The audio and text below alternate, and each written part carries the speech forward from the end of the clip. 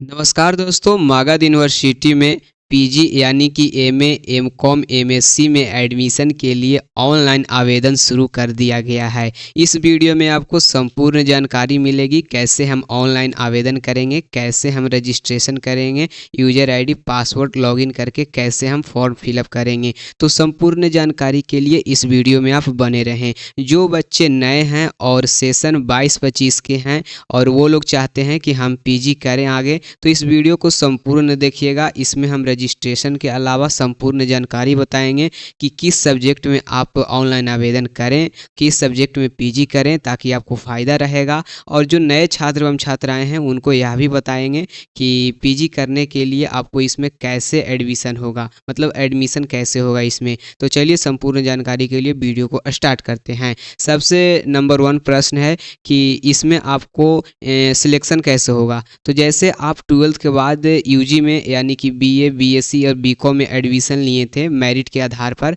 तो उसी प्रकार से पीजी में भी एडमिशन इसी प्रकार से होता है। कोई भी एंट्रेंस एग्ज़ाम नहीं होता है। दूसरा प्रश्न है कि इसमें पैसा कितना लगेगा। पैसा की बात करें तो देख सकते हैं, अगर आप जनरल कोटा से आते हैं, BC1 या BC2 या ईडब्ल्यूएस से आते हैं, तो आपको 418 रुपया लगेगा। अगर आप ऑनलाइन कैफ़े में करते हैं तो आपको कुछ ज़्यादा पैसा वहाँ चार्ज किया जाएगा। इसके अलावा SC/ST कैटेगरी से हैं आप, तो आपको 268 रुपये लगेगा, यह आप जान लीजिए। इसके बाद अगला प्रश्न है कि इसमें क्या क्या डॉक्यूमेंट्स लगेंगे। तो डॉक्यूमेंट्स के रूप में आपका एक फ़ोटो लगेगा जो कि पासपोर्ट साइज में होना चाहिए। इसके बाद आपको यहाँ पे देख सकते हैं हस्ताक्षर, और पार्ट 3 का आपको अंक प्रमाण पत्र यानी कि जो आप नेट वाला डाउनलोड किए हैं, जो अभी पीछे रिजल्ट आया था कुछ दिन पहले, वो वाला आपको यहाँ पे मार्कशीट अपलोड करने के लिए रहेगा। एक ईमेल आईडी चाहिए, आपका चालू मोबाइल नंबर चाहिए और निवास प्रमाण पत्र अगर 2 साल के अंदर बना हुआ है तो ठीक है, नहीं तो आप नया बनवा लें। इसके बाद आगे देख लीजिए आधार कार्ड। इसके अलावा कोई भी डॉक्यूमेंट्स नहीं लगने वाला है। संपूर्ण जानकारी इस वीडियो में हम बताएंगे। इसके अलावा साथियों आपको बता दें कि अगर आप कौन से सब्जेक्ट से करते हैं पीजी तो आपको बढ़िया रहेगा। जैसे अगर आपका honours paper BA, BSc, BCom में अगर जो आप संस्कृत लिए थे या फिर हिंदी लिए थे, उर्दू लिए थे, लैंग्वेज में कोई भी सब्जेक्ट लिए थे, पाली, प्राकृत, ये सब, तो आपके लिए बेटर अच्छा रहेगा, सबसे अच्छा रहेगा पीजी में ये सब सब्जेक्ट से करने में। क्योंकि अगर आप ये सब सब्जेक्ट से आगे करते हैं तो आपके लिए करियर ऑप्शन आगे बन जाता है, ठीक है ना। तो ये सब आप आगे ले सकते हैं। चलिए इसके बाद हम ऑनलाइन आवेदन की प्रक्रिया आपको बताते हैं। मगध यूनिवर्सिटी आपको गूगल में लिखना है, पहला नंबर का वेबसाइट मिलेगा, इस पर आपको क्लिक करना है। जैसे ही क्लिक कीजिएगा, पीजी 2025-27 के सेशन है आपका, तो यहाँ पे क्लिक रहेगा ऑलरेडी पहले से ही। यहाँ पे पहला लिंक मिलेगा, यहाँ पे स्नातकोत्तर प्रवेश के लिए ऑनलाइन आवेदन यानी एमए, एमएससी, एमकॉम, तो यहाँ पे आपको क्लिक करना है। इंग्लिश में भी पढ़ सकते हैं, ऑनलाइन एप्लीकेशन फॉर यहाँ पे पीजी एडमिशन। तो इस प्रकार से हम इस पर क्लिक करेंगे, इस प्रकार से इंटरफेस दिखेगा। यहाँ पे सभी जानकारी को आपको डालना होगा। तो चलिए सभी जानकारी को हम डालेंगे। इसमें सबसे पहले आपको क्या करना होगा, अभ्यर्थी का विवरण डालना होगा। अभ्यर्थी के विवरण कहने का मतलब है कि आपकी जानकारी। सबसे पहले यहाँ पे आपका नाम, ठीक है। तो अभी हम आपको डेमो में दिखाने के लिए हम ऐसे ही ABCD कुछ भी हम लिख दे रहे हैं, ठीक है। इसके बाद आपके पिताजी का नाम, जो भी आपके पिताजी का नाम रहेगा, फुल नाम यहाँ पे डाल दीजिएगा। माताजी का नाम जो भी रहेगा यहाँ पे आप डाल सकते हैं। इसके बाद यहाँ पे हम नीचे आएंगे तो डेट ऑफ बर्थ, कैलेंडर को सिलेक्ट करेंगे। कैलेंडर में यहाँ पे हम डालेंगे जो भी ईयर रहेगा। जैसे सबसे पहले ईयर सिलेक्ट कर लेंगे 2000, यहाँ पे जितना भी रहेगा वो हम सिलेक्ट करेंगे यहाँ पे।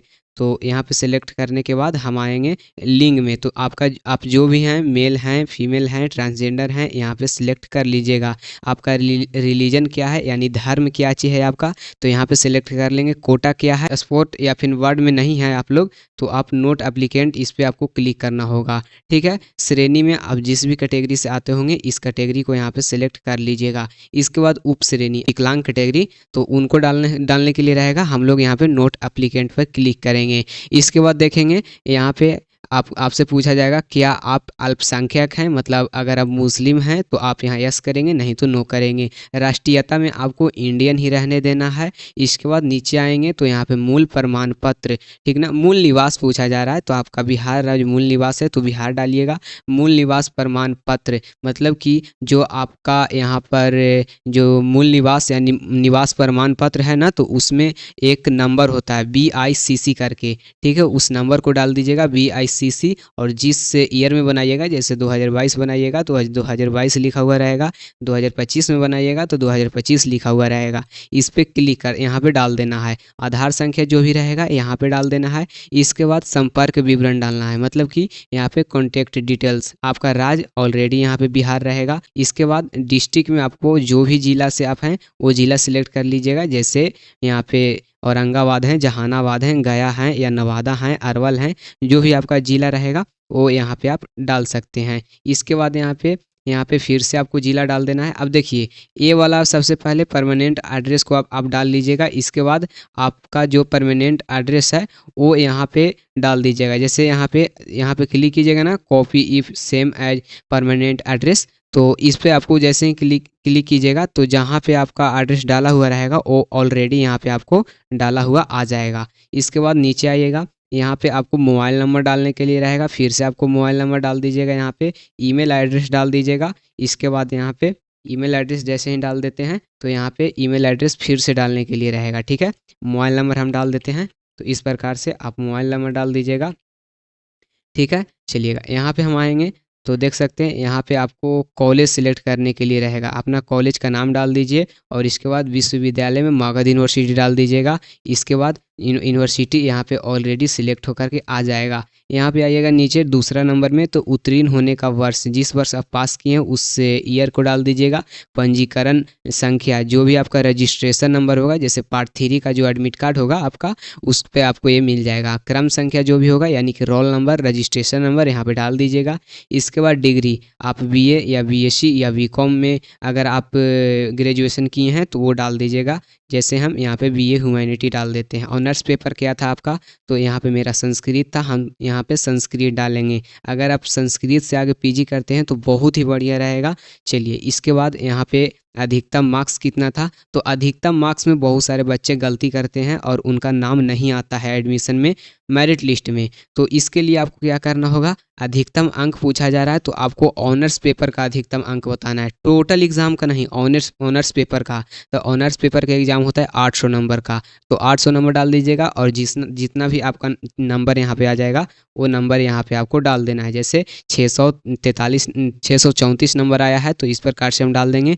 टोटल यहाँ पे परसेंटेज अपने आप यहाँ पे दिखने लगेगा, इस प्रकार से आ जाएगा। इसके बाद यहाँ पे मार्कशीट का फोटो डाल देंगे तो इस प्रकार से सिलेक्ट हो जाएगा। डाउनलोड में जाएंगे और जो भी आपका यहाँ पे सर्टिफिकेट रहेगा उसको हम सिलेक्ट करके यहाँ से हम डाल देंगे। तो चलिए यहाँ से हम पार्ट 3 का रिजल्ट वाला यहाँ से हम डाल देते हैं। जैसे ही डाल दीजिएगा इसके बाद आपको यहाँ पे डिग्री, तो डिग्री के लिए ऑलरेडी यहाँ पे अगर जो आप यहाँ पर देख सकते हैं, अगर आप BA लेंगे ना तो यहाँ पे अपने आप MA आ जाएगा। और अगर जो आप डिग्री में यहाँ पे BSc लेते हैं तो यहाँ पे आपको अपने आप यहाँ पे MCOM आ जाता, ठीक है। तो ये आप देख लीजिएगा अपना। इसके बाद संस्कृत सब्जेक्ट आ जाएगा। कॉलेज कौन सा लेना चाहते हैं तो वो कॉलेज यहाँ पे मान लीजिए हम गया कॉलेज लेंगे, तो इस पर क्लिक करेंगे, ऐड पे क्लिक करेंगे तो देख सकते हैं सबसे नंबर 1 में गया कॉलेज, BA ह्यूमैनिटी और संस्कृत, इस प्रकार से आ जाएगा। अब दूसरा कॉलेज ऐड करने के लिए फिर से हम संस्कृत नहीं लेंगे, कॉलेज हम अलग लेना चाहते हैं तो SS कॉलेज जहानाबाद लेंगे, ऐड पे क्लिक करेंगे। उसी प्रकार से फिर हम यहाँ पे उसी प्रकार से अगला कॉलेज को लेंगे और ऐड करेंगे, इस प्रकार से ले सकते हैं। इसके बाद जैसे ही नीचे आइएगा तो आपको यहाँ पे पासपोर्ट साइज फ़ोटो डालने के लिए रहेगा, ठीक है। तो यहाँ पे 20 KB से कम में ही डालिएगा तो अच्छा रहेगा, नहीं तो नहीं अपलोड होगा और दिक्कत होगा आगे। तो चॉइस फ़ोटो पर हम क्लिक करेंगे। इसके बाद यहाँ पे हम अपना फ़ोटो अपलोड कर देंगे। इस प्रकार से अपलोड करने के बाद तो सिग्नेचर अपलोड करने के लिए रहेगा, तो हम यहाँ पे देख सकते हैं हम यहाँ पे एक सिग्नेचर अपलोड कर देंगे। तो इस प्रकार से जब सिग्नेचर अपलोड करेंगे तो यहाँ पे हम नीचे आएंगे तो आपको एक कैप्चा मिलेगा, इस कैप्चा को इसमें भर देना है। जैसे ही हम यहाँ पे कैप्चा को भरते हैं तो इस प्रकार से आपको यहाँ पे देख सकते हैं इस पे लिखा हुआ आ जाएगा, देख सकते हैं यहाँ पे सेव एप्लीकेंट यानी पंजीकृत करें। जैसे ही इस पे क्लिक करेंगे सेव एप्लीकेशन पे जैसे ही क्लिक करते हैं इस प्रकार से इंटरफेस दिखेगा। यहाँ पर आपको लॉगिन आईडी और पासवर्ड पता चलेगा जिसे आप सेव करके रख लेंगे। ये जो लॉगिन आईडी और पासवर्ड रहेगा ये आपको मोबाइल नंबर और जीमेल एड्रेस पर चला जाएगा, तो वहाँ पे आप स्क्रीनशॉट ले लें या फिर आप क्लिक करके रख लें। यहाँ पे आपको नीचे एक ऑप्शन मिलेगा पेमेंट का, इस पर क्लिक करेंगे। जो भी आपका यूज़र आईडी पासवर्ड होगा वो डालिएगा, कैप्चा डालिएगा और जिस प्रकार से हम पहले आपको बताए हैं उस प्रकार से आप सब कुछ भर दीजिएगा। लॉगिन करेंगे, जैसे लॉगिन कीजिएगा इस प्रकार से इंटरफेस दिखेगा। सबसे पहले यहाँ पे देख सकते हैं आपको डैशबोर्ड मिलेगा। इसके बाद आपको प्रोफाइल अपडेट करने के लिए रहेगा, शैक्षणिक विवरण रहेगा, सब पहले ही अपलोड किया हुआ है, सिर्फ यहाँ पे आपको पेमेंट करना है। तो यहाँ पे हम क्लिक करेंगे, यहाँ पे प्रोफाइल अपडेट पर इस प्रकार से इंटरफेस दिखेगा। सभी कुछ जानकारी यहाँ पे डाला हुआ रहेगा पहले से ही, आपको सिर्फ एक बार देख लेना है, चेकआउट करना है मेरा कौन सा जानकारी गलत है कौन सा सही है। तो इसको चेक करने के बाद हम आगे बढ़ेंगे और update profile and proceed to upload photo and sign in पे क्लिक करेंगे। जैसे ही क्लिक करेंगे यहाँ पे आपको जो भी एजुकेशनल डिटेल्स पीछे भरे थे ना वो आपको मिलेगा। तो एजुकेशनल डिटेल्स में जो भी भरे थे एक बार आप मिला लीजिएगा, मार्क्स वगैरह जितना भी डाले थे मिला लीजिएगा। इसके बाद सिलेक्ट यहाँ पे कोर्स, जो भी आप कोर्स सिलेक्ट किए थे ना जैसे सब्जेक्ट वो आपको मिलेगा। इसके बाद जो भी कॉलेज आप सिलेक्ट किए थे 3 कॉलेज वो भी आपको मिलेगा। इसके बाद सेव एंड कंटिन्यू पर क्लिक करेंगे। जो भी आप पासपोर्ट साइज फ़ोटो यूज किए थे मतलब अपलोड किए थे और सिग्नेचर अपलोड किए थे वो मिलेगा। एक बार आप देख लेंगे पासपोर्ट फ़ोटो जो रहेगा ना उस पर सिग्नेचर ज़रूर कर दीजिएगा और सिग्नेचर करके सेव कर दीजिएगा। इस प्रकार से इंटरफेस दिखेगा। इसको आप प्रिंट आउट ले लीजिएगा। प्रिंट आउट जैसे ही ले लीजिएगा आप स्क्रीनशॉट भी ले सकते हैं। अब ऊपर देखिएगा कोने में तो प्रोसीड टू पेमेंट का एक ऑप्शन होगा, उस पर हम क्लिक करेंगे। यहाँ पे क्लिक करेंगे इस प्रकार से इंटरफेस आएगा। यहाँ पे आप जिस भी माध्यम से पेमेंट करना चाहें पेमेंट कर सकते हैं। आप यूपीआई के थ्रू या तो फिर नेट बैंकिंग या तो फिर आप क्यूआर कोड को भी स्कैन करके पेमेंट कर सकते हैं। और जो पेमेंट स्लिप मिलेगा उसको आप रख लीजिएगा और 1 महीना 1.5 महीना के बाद जो भी आपको मेरिट लिस्ट आएगा, फर्स्ट मेरिट लिस्ट या सेकंड मेरिट लिस्ट, उसमें आपका नाम आएगा, आपका जो भी कॉलेज दिया रहेगा उसके बाद मैं आपको बताऊंगा किस प्रकार से एडमिशन होगा। तो आज के लिए बस इतना ही। पेमेंट जितना भी करता है वो आप काट लीजिए। और अगर आप आगे के संपूर्ण जानकारी के लिए आप चाह रहे हैं कि पीजी में कैसे क्या करते हैं आगे, तो इस चैनल को सब्सक्राइब कर लें, संपूर्ण जानकारी आपको मिलेगी। मिलते हैं आपसे नेक्स्ट वीडियो में।